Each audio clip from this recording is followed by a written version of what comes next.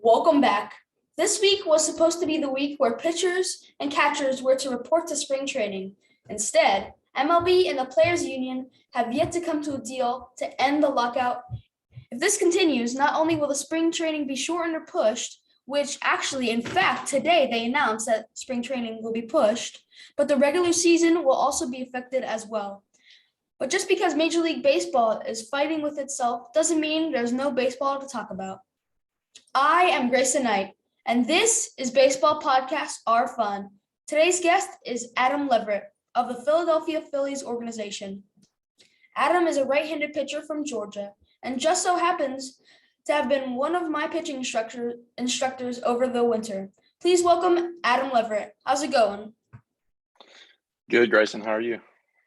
I'm good. Thank you for coming on to the show. Before we get into it, can you tell the listeners where you're speaking from today?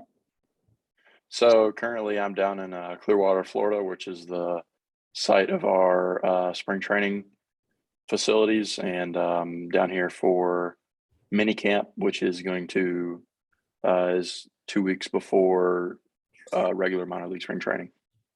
So Clearwater is near Tampa.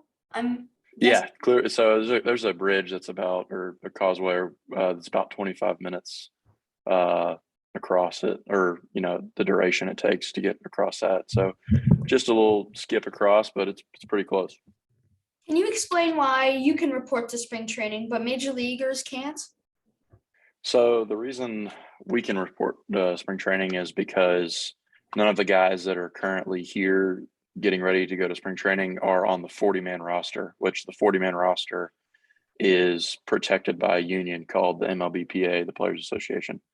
And currently they're, as you mentioned in your intro, are locked out between the owners and them on agreeing on a contract. And so all the people that are here are not on that 40-man roster. And that's the reason that I can be down here participating. I want to come back to your spring training in a moment, but can you please tell us about your background? Where exactly did you grow up? So I'm from a little town called Macon, Georgia. That's about an hour and a half south of Atlanta, or the area that y'all are located in. And it's I went to high school at Mountain Sales Academy, and this little private school, which is, the area is kind of dominated by private schools around there. And it was a good upbringing. I went there from 6th through 12th, and then graduated and went to Gordon State for 2 years. And after Gordon State, I was committed to Georgia Southern. And in that summer, that draft of 2019 is when I got drafted in the 15th round to the Phillies. So, yeah, that's what landed me here. Did you consider trying out for Atlanta or somewhere near Georgia? So I talked to probably 20 or so of the clubs, whether that be through they have these little questionnaires that are that have questions in them, and a couple of those they'll send those to you, and they may not contact you. So I had a couple of those, but I also talked to a couple of teams over the phone, and the Phillies were one of them. There was a handful, probably about 10 that I talked to on the phone, maybe more. But Atlanta, actually, I filled out an Atlanta questionnaire, but they never did anything more than that. So I think I might have been on their radar, but ultimately just didn't get picked by them. It's kind of the draft. Whoever drafts you, you don't really have much of a say as far as that goes. How did you end up coaching at GBA, where you coached me for pitching? So it's kind of funny. I put together a little flyer because I know one of the things going on with the minor leagues and in baseball, you don't really get paid. You don't get paid at all in the off season. So I was trying to make a little extra money and give back to the community. I really enjoy helping, young ball players try and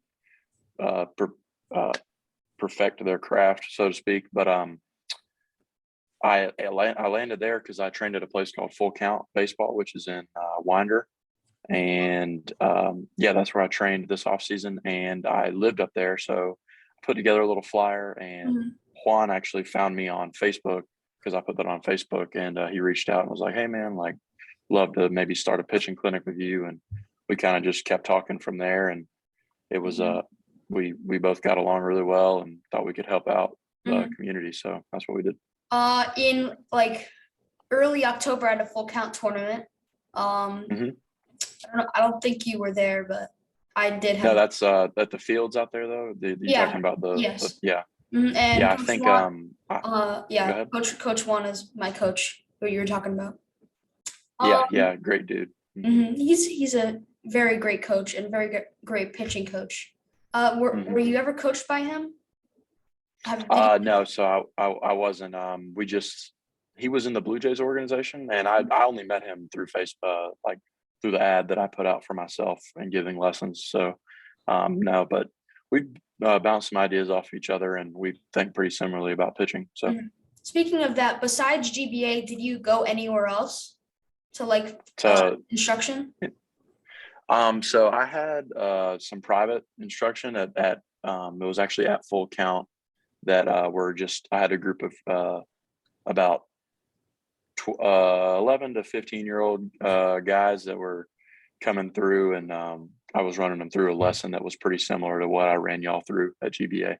Mm-hmm. It was just on Sundays, which I had some free time on that. So When you were my age, had you already settled on being a pitcher, or did you have different favorite positions?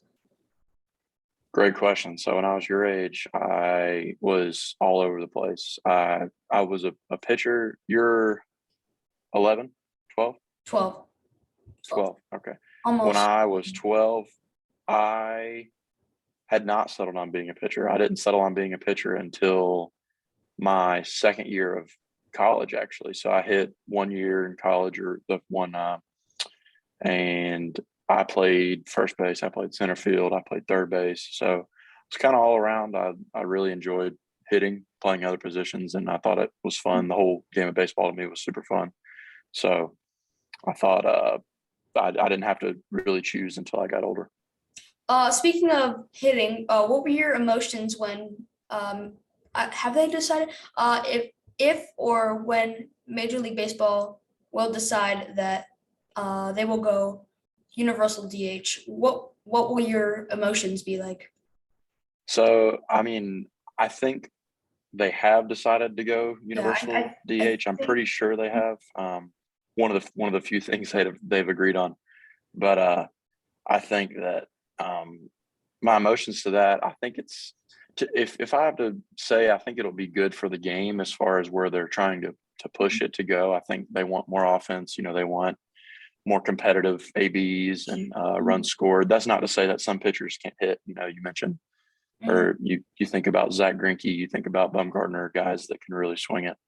Um, I think for them, they probably will. It'll take some of you know, not their love for the game. They're always going to love the game, but I think it might impact them a little more. Guys that really good swinging, and some guys it's going to be a mixed bag. But for me, I would like to get some ABs, honestly. But I think that if my chance has a better team to win without me hitting, then uh, you know that's kind of what I'm all for is trying to have the best chance to win. So will I miss it? Yes.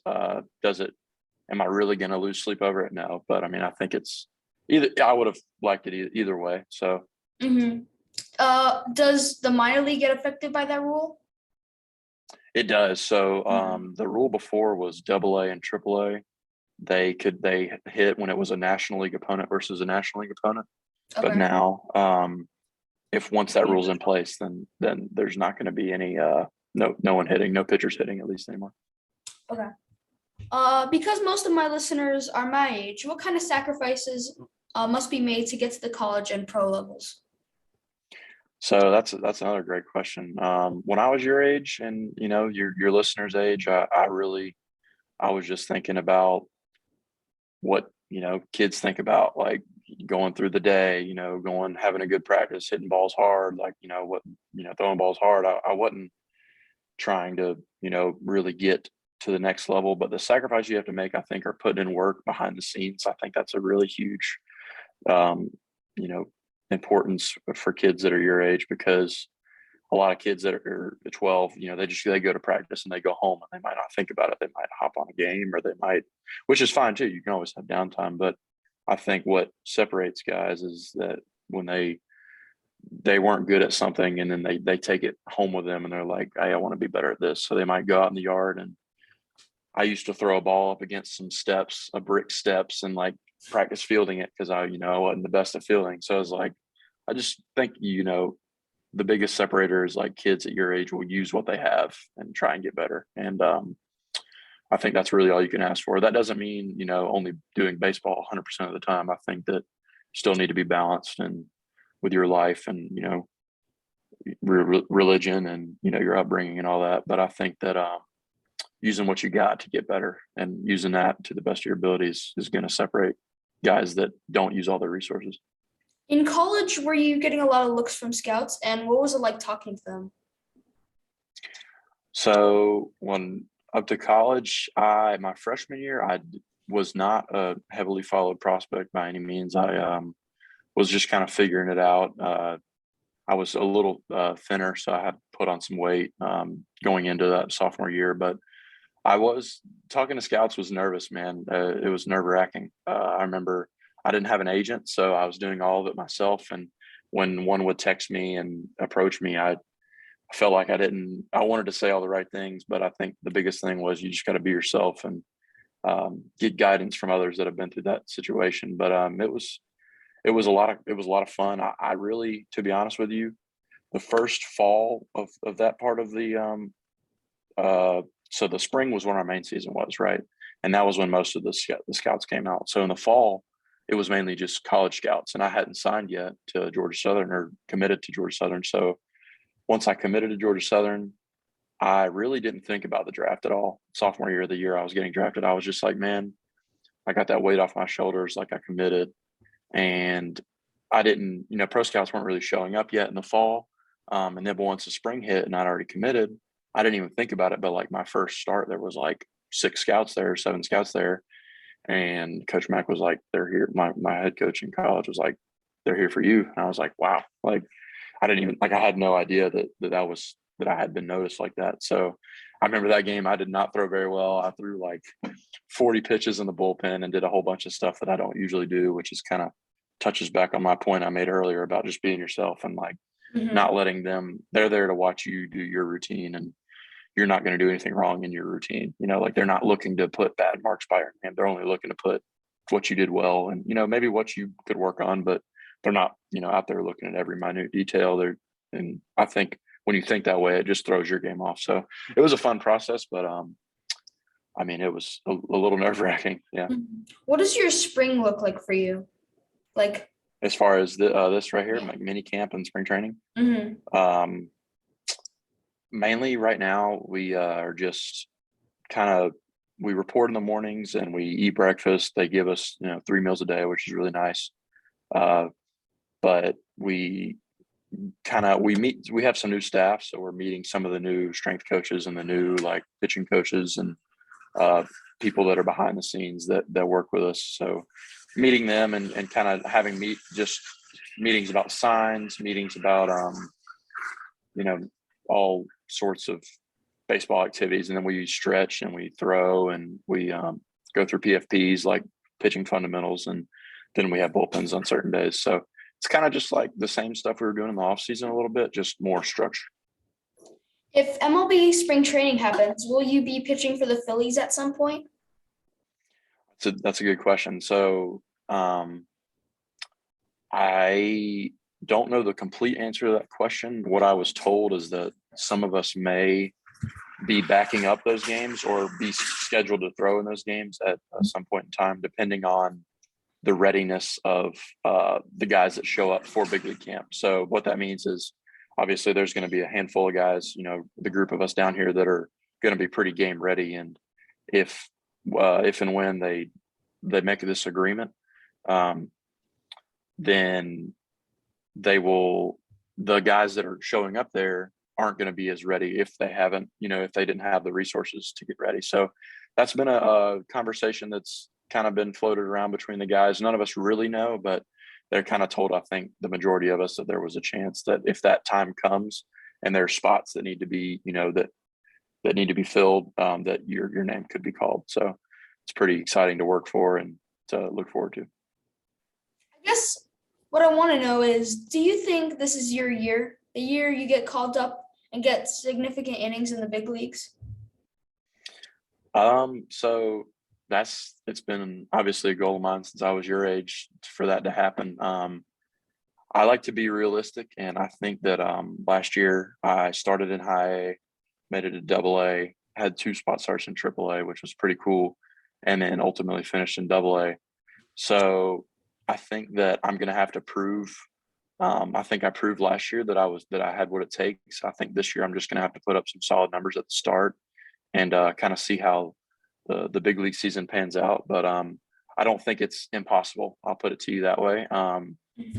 But I I think next year I probably would obviously be in an even higher position. So I think that if not this year, then next year. But good Lord willing too, staying healthy and keep getting better. So that's just aspirations of mine. They don't really communicate that with you. That's more of like it's kind of what you just strive for. And then until that time is called, you never really know when it's going to be. So you just kind of have to stay ready, and that's kind of what I'm going to do this year and what I'm going to do in the years following too. Adam, I end my podcast with these 4 questions. Please give us as much or as little information as you want. Are you ready? All right. Yeah, I'm ready. Personally, does Barry Bonds or Roger Clemens deserve to be in the Hall of Fame? Okay, great question. I'm going to give you kind of a roundabout answer in a way. I think what they should do with those 2 guys is because I have a pretty good idea of when they started using, or at least to my knowledge, when they started using. I think they should, a team of experts in that field of, research or study should go and grab his stats before that it was universally almost known that he was using PEDs. And I think they should bring those stats, up and compare them to players that are already in the Hall. And if those stats are equivalent or better to people that are in the Hall of Fame, then I don't see why he shouldn't be in there if it's before, if his stats are better before he started using. Great idea. I think that I hadn't heard that idea. It kind of just came up in my head. I think that that's a fair way to do it, because you can't argue like he was that player before. And I think that would make a lot of people happy. And I think it makes sense. It's in all fairness. It's not bending the rules or anything like that. He was that player before, and I think he was a really good player. So I think that maybe should be addressed. Would you pick them? Like right now, would you pick them to be in the Hall of Fame? I would propose the way I just said to do it. I'd bring it to that committee and I'd say, hey, this needs to be a discussion. Mm-hmm. That was the way I would go about it, because I think that pleases both sides. So I can't say like that's kind of where I'm at with that. Mm-hmm. Who is your favorite player of all time? Oof. Good question. So it kind of rotates a little bit, which I know is a little weird. I don't have one singular player. Growing up when I was your age and coming through, baseball and all that, I really love Clayton Kershaw. I don't know why. Because I'm not left-handed, and I don't, my changeup is my best pitch. So I don't throw a great curveball like he does. So I don't know. I just thought the way he went about his business, I thought he was the best pitcher in baseball for a while. And now it has kind of shifted to, if you want a guy that I role model that I kind of look up to, is a guy, Garrett Cole. I think he's phenomenal. I think he throws the baseball really well, really efficient. So I like the old players. I really like Chipper Jones, hometown guy. And then some of those other older pitchers, Nolan Ryan, guys like that. So, but I'd say Garrett Cole and Clayton Kershaw are the 2 guys that I probably grew up watching and getting to know. Do you think you'll be able to play with Clayton Kershaw one day, or Garrett Cole? Maybe Garrett Cole. I think Kershaw might be, getting close to retiring, or he would be maybe one day. So I'm not sure. That would be really cool if that would happen. But yeah, I can only hope that one day maybe I could speak to him and say I looked up to him and they motivated me. What is your favorite baseball movie of all time? Man, I'm gonna have to go with the Benchwarmers. I mean, the Benchwarmers to me is my favorite baseball movie. It's not inspirational really, and it is in a way, I guess. But I just remember me and one of my best friends. We used That's to a good one. watch that movie as kids, and we would quote it all the time. So it's got some funny one-liners, and I think it. The reason I love it so much is it brings like that fun of the game, and like it's not just all serious. It's kind of clowny and funny in a way. So I think that's a great movie. And finally, what was your favorite baseball experience, either as a fan or a player? Favorite baseball experience as a fan or a player? As a player, I'd probably say was my start in AAA, the first one I had against the Yankees team in AAA. I thought that, man, that crowd, I just remember it feeling like they were on top of me. It wasn't, it was a nice park, and just I pitched really well that game. I gave up one run and had a handful of strikeouts. So, and the way the guys who were in the clubhouse were really cool, and having guys play behind me that have played in the bigs, I thought that was really neat. I mean, I thought that, a couple of our infielders had played in the bigs, a couple of our outfielders had too. So that was just really neat that they had been, where I'm trying to get, and they were the ones being my defense. So as a player, that was as a player. As a fan, I got the opportunity to go to the World Series game, Game 5 of the World Series, and that was really neat to see that. So this one of 2021. Yeah, 2021. Yeah, it was that was a really cool experience to see see that atmosphere, and cool that they didn't win it, but it was neat. Mm-hmm. Thank you, Adam. I really appreciate you making time for me today. I love learning from you at GBA over the winter, and you taught me even more today. I hope you'll consider coming back on the show once you're a huge star. So, did you have fun today? Absolutely, Grayson. It's been a pleasure being on this interview with you. I thought you asked some great questions. I thought I might have rambled a little bit, but I wanted to give you all true, stuff that came from my heart, and that true responses, not scripted. So I liked that I wasn't prepared for it. That was questions that came right from you. So I think that's awesome. And I'm gonna ask you one question. What is the one thing you've been working on right now in your game? Like, what do you mean right now? Like with pitching, what's the one thing you've been working on? Just one thing, just like that you've been thinking about, or that you lose sleep over? I've gotten a better curveball. Okay. Can't really explain it. What's made that curveball get better? Like, well, hand position, or the grip. I tried a new grip out, and it's been better for me. And the rotation of the spin, instead of this way, I go down, like you taught me. Yep. That's super important right there, and good for me to remember as well. And a lot of probably your listeners, what you're just doing there with your hand. So that's awesome. I'm just glad you had something to tell me that you're getting better at right there. Shows that I think you're already ahead of the guys that are around your age, and getting knowledge from other people and older guys is the best way to do it. Thanks so much. If you want to follow Adam Leverett's career in the Phillies organization, you can check out his Instagram at AdamLev14. And thank you to my listeners. If you like what you're hearing, you can help me out by following my Instagram page at Baseball Podcasts Are Fun, subscribing on Spotify, and telling a friend.